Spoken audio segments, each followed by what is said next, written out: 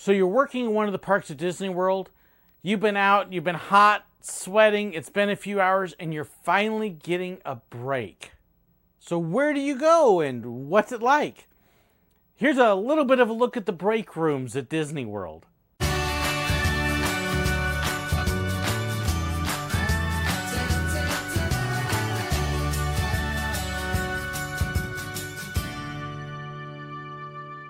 I don't know why, but people are fascinated with some of the break rooms at Disney World. So let me give you a little bit of a look at what they're like. Most of them, honestly, are just pretty normal old break rooms. But there are definitely a variety of differences. Some are huge, some are really small, some are kind of in the middle, and there's a variety of different services and things offered at them. And of course, in there are definitely a couple that are rather unique and almost fun to go visit. As a PhotoPass photographer, I tended to keep to the public cast member break rooms, basically the break rooms that were open to all cast members, because there are some that aren't. This would be your main community break rooms, the ones that are pretty much open to everybody. As an example, every park has one major break room. This is the break room where, for example, they have the cafeteria, which will have a full salad bar. It'll have a grill where you can order burgers and made-to-order items. It'll have a hot dish of the day section where it may be turkey and gravy or sandwiches or a variety of other things. And they'll have a Subway sandwich shop in there as well.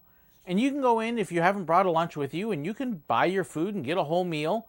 And we would do that sometimes. At the Magic Kingdom, that break room, which is the main one, is located right as you enter the Utilidors. Over at Hollywood Studios, it would be behind Playhouse Disney, kind of next to the Art of Animation studio. And over at Epcot, it's right on the border between Future World and the World Showcase, behind the Discovery Center. All three of these break rooms were basically very large places with lots of seating. They'd be kind of a social hub as well, and each of them would have something a little bit unique about it.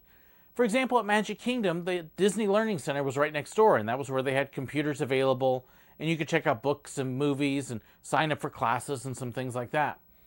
Over at Hollywood Studios, they had a Company D store inside. That was where you could go as a cast member and buy your cast member pins. For example, the ones I show you in the pin video that I did. You could also buy tickets to the park and other merchandise and water bottles and a variety of other things there that were just for cast members. Over at Epcot, they had a couple arcade games in there, but they also had kind of a secluded off, closed off area that was a quiet room. So if you just needed a time to get away from all the noise and everybody else, you could just go in there and close the door and read and you wouldn't hear all the other noise. It was kind of a way to detox a little bit in the middle of the day.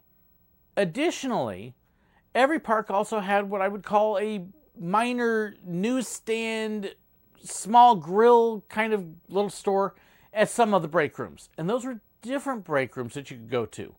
As an example, at Magic Kingdom, the Main Street break room was the main one. And of course, this was kind of the granddaddy of all the break rooms.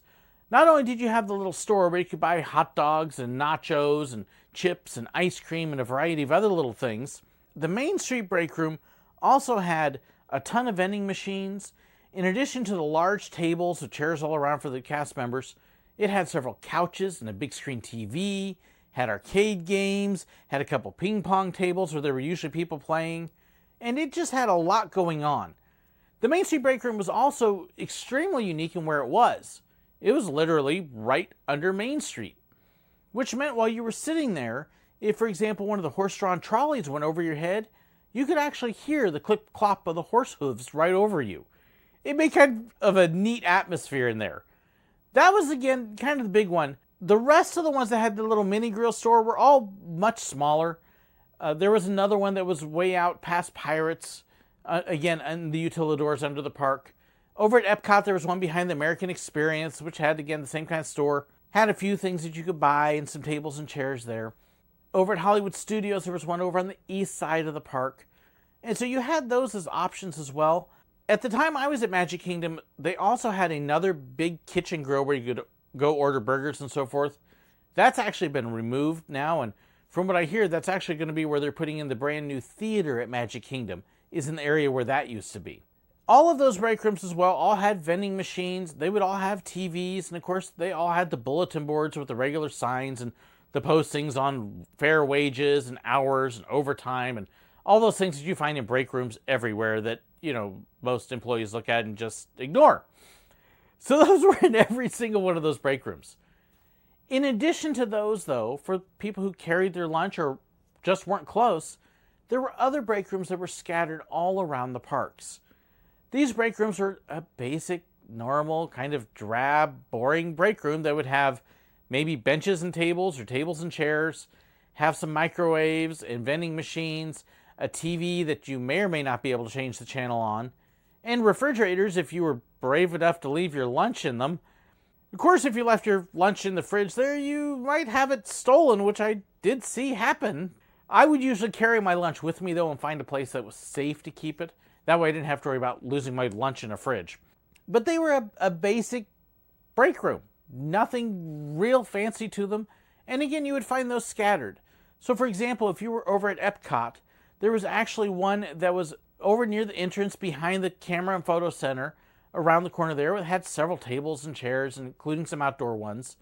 There was one behind the France Pavilion. There's one that's in the back of the China Pavilion. And there's several others that are scattered around. There's actually one in the back of Test Track as well. This, again, is the community break rooms that were kind of open to anybody. There were break rooms, though, that were also meant more for the cast members of certain attractions or areas. So, for example, Tower of Terror probably had their own break room, and the Test Track crew would have had their own break room. And so, areas like that, you would have more crew-specific break rooms, and I didn't usually go into those, except for one kind of sort of exception. As PhotoPass photographers, we worked with entertainment a lot, whether it's with the characters or other performers or other things. And so sometimes we would actually have access to the entertainment break rooms.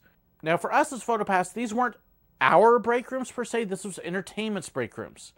And so kind of our rule that was spoken but not spoken was we didn't use them unless we had been invited in by the entertainment people. Now, of course, if we were working with them for the day, that usually wasn't a problem. There were a couple every now and then that liked to have their privacy, and that was fine.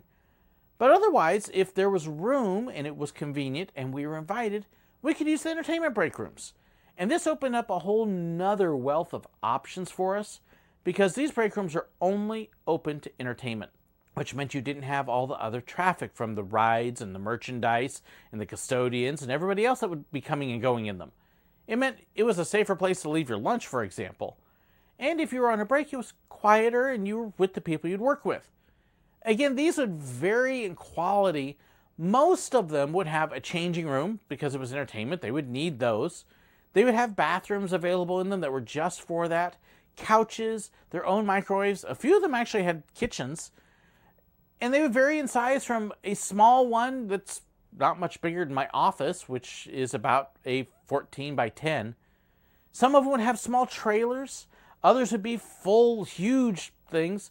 Morocco, for example, had a huge entertainment break room because their whole band would break in there as well as the characters and a couple other people. And it was this large break room. They'd actually had a big meeting table in the middle of it on one side, then their little kitchen area, and it was always something going on. It was a very entertaining place to take a break, to say the least. Others, though, would be just a place to relax on a couch and take it easy. Several of the entertainment break rooms actually had TVs, oftentimes flat screen TVs along with DVDs. And the nice thing, the characters had the DVDs so they could actually watch their movies, but you could bring movies from outside, so we would have times that we would get to watch movies while we were on break. If you were working with a character and you were kind of working on their break schedule as well, you would actually get to watch a movie or two over the course of the day because you'd be working with their breaks and put the movie on every time you came in.